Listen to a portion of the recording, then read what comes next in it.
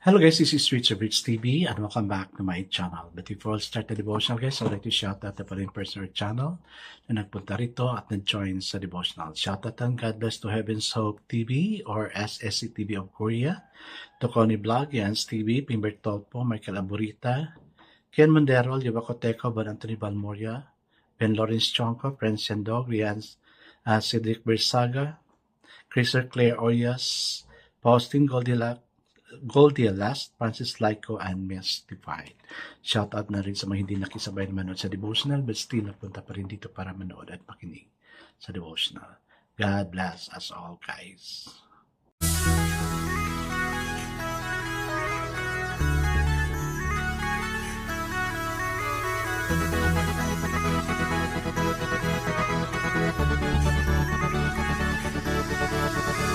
Rich TV, where you heard it, number one is on the top. Good advice is they'll never stop. Rich TV, where you heard it, number one is on the top. Good advice is they'll never stop.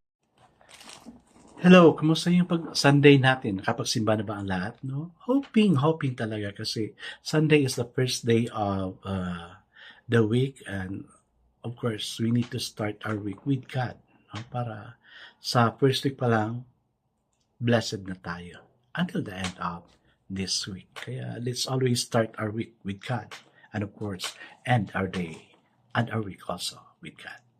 Alright guys, let's now proceed to our devotion. Let's open our Bible to Romans 16, chapter 25 to 27. And still guys, I'm using the devotional study Bible because the words usage so simplified na maintindihan talaga natin. Okay, the word of the Lord in Romans chapter 16, verses 25 to 27 says, Now to him who is able to establish you by my gospel and the proclamation of Jesus Christ according to the revelation of the ministry hidden for long ages past, but now revealed and made known through the prophetic writings by the command of the eternal God, so that all nations might believe and obey. To the only wise God be glory forever through Jesus Christ. Amen and amen. What we read is a benediction. No? Okay, let's now pray.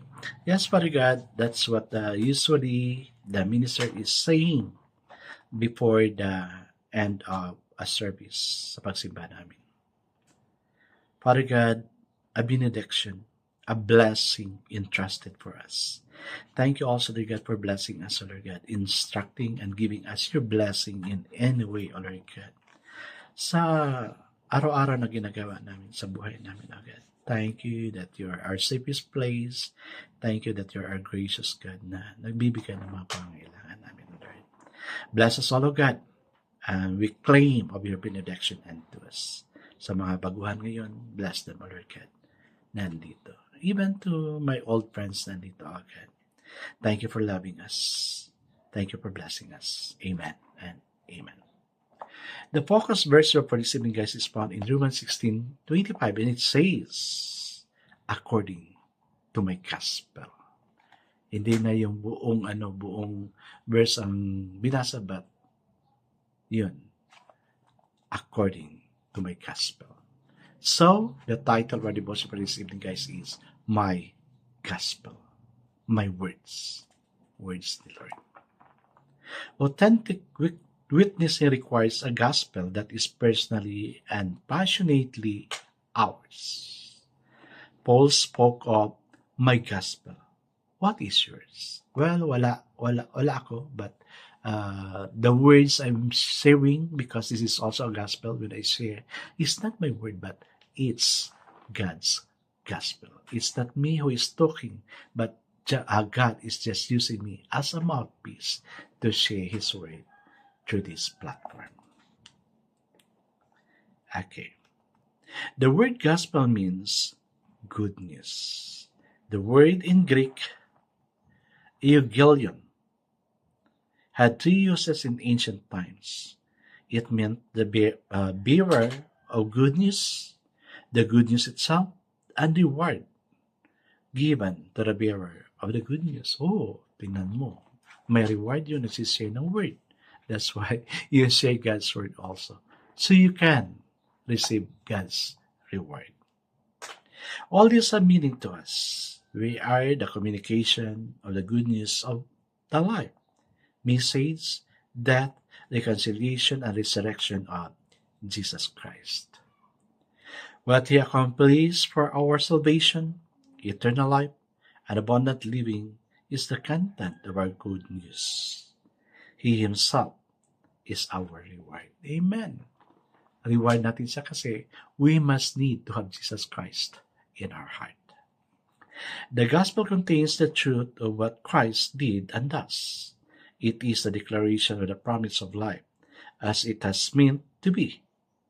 The content of the gospel is the message of the New Testament. It is to become my gospel and your gospel.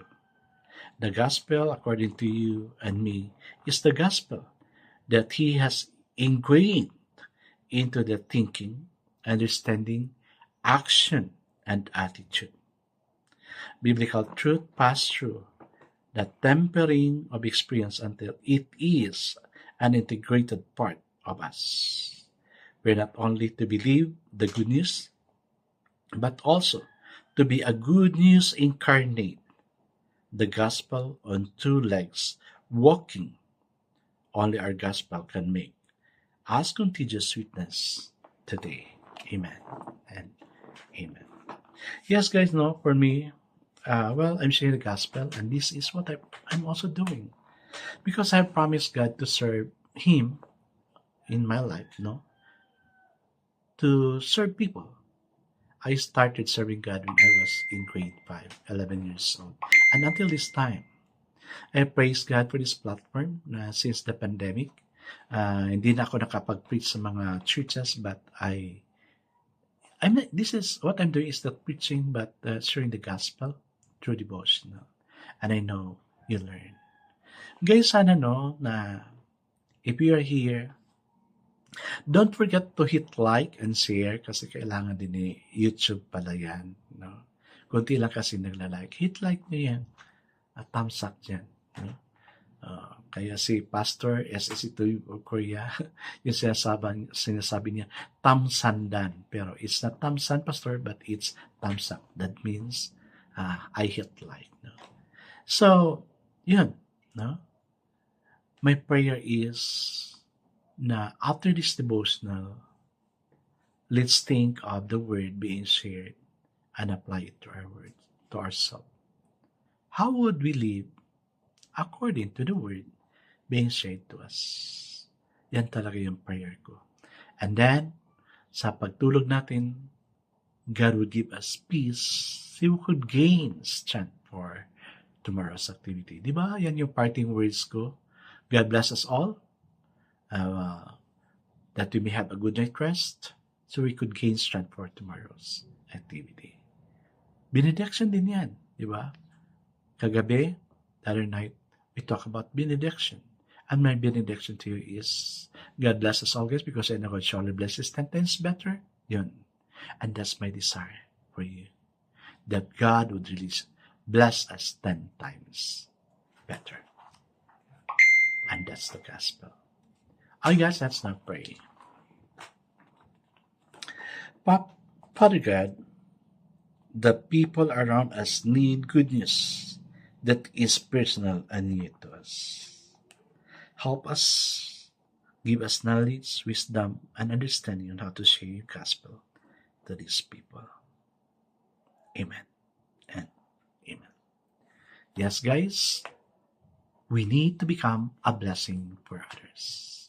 So, it is blessed to be a blessing. God bless us all, guys, because I know God shall bless us 10 times better. This is again Rich TV. Kita-kita tayo ulit sa muli. Paalam!